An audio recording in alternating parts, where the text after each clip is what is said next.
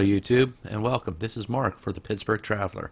Today's video is a very neat experience I had while living in Bosnia. We will step back in time to explore a Cold War bunker. But first, a little history lesson. Bosnia as we know it today was once part of Yugoslavia from 1945 through 1992. During the Balkan War of the 90s, that the country was split into the independent countries we know today. It was during that 47 years that the country of Yugoslavia was led by Joseph Broz Tito. It was his preparation that led to a series of bunker complexes being built to defend from an invasion and possible nuclear war.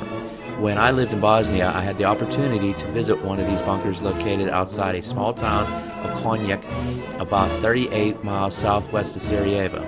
So let's take a look. I think you'll find it to be very interesting.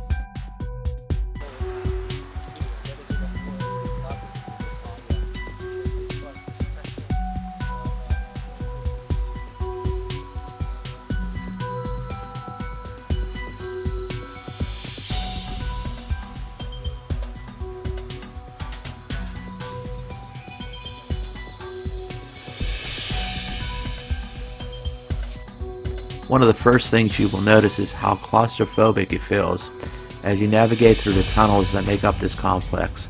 I always knew I was underground.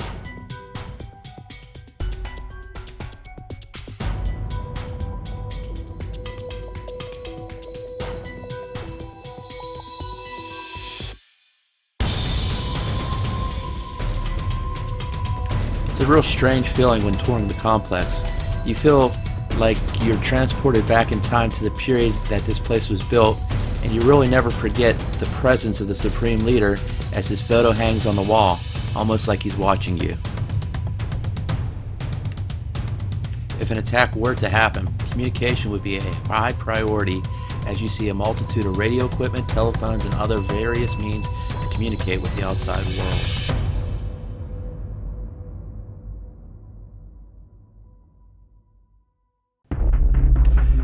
I really must commend the Bosnian army, for they had the foresight to preserve this place, and now serves as a museum to remind us all of the Cold War.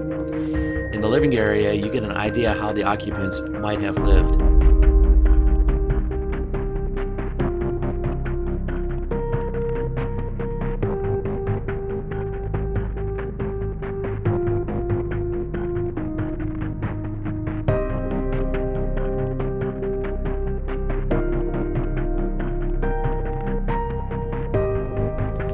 Here we see what I believe is a picture of Tito's wife.